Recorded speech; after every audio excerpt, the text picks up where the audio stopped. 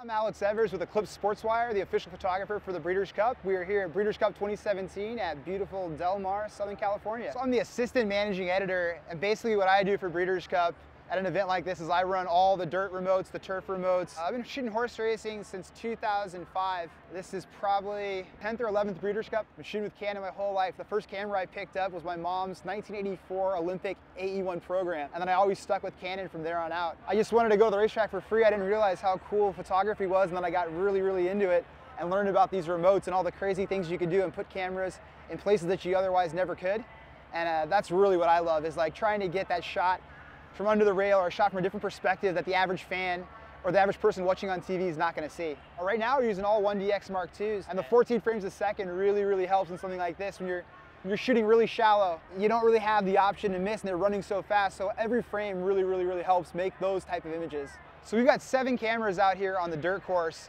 We got 3 wide angles kind of covering super wide if they run up the rail, a nice 35mm that's pretty stock, and then a 50 in case they run out, so you're covering that finish line. I mean, on a day like today, CPS is golden. If you have a camera that goes down or a lens that goes down or some sort of issue, and CPS is here, you can take the camera, you can take your gear and get something fixed right away, or get a loaner, and you're not ever like missing shots, and that's the most important thing. Yeah, I built all my own cables, and it's basically a regular 3-pin cable release that you modify to have a 2-plug, and we run zip line and plug all the cameras into it, and the assistant pushes the button and it shorts the circuit and fires all the cameras. You're coming out here super early in the morning, picking your spots, laying in the dirt, trying to find your focus point. I stagger all my focus a little bit at the finish line so I don't have the same stride position. When there's 200, 300 photographers standing right next to each other, shooting the same gear, making the same images, it's like the only way, in my opinion, that you can kind of separate yourself from the pack. That's kind of like the idea with like the really shallow remotes, or the 85 1.2 or the 200 1.8, is that it creates a unique look. That's kind of like at least for me, it's kind of like a branded thing. Like, that's my style, is shooting really shallow.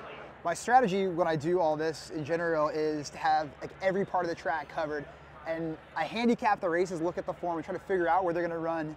But you can never really say like for sure where a horse is going to be on the track. So that's why I do like stacked remotes. So I've got a wide covering the rail. If they run up the rail and there's a dramatic finish, I'm able to get that. We got 2 races left. We got the $6 million Breeders' Cup Classic. Longines' best racehorse in the world, Arrogate's going to run, and hopefully we get a nice frame of him beating Gunrunner in the beam, and we make an epic frame.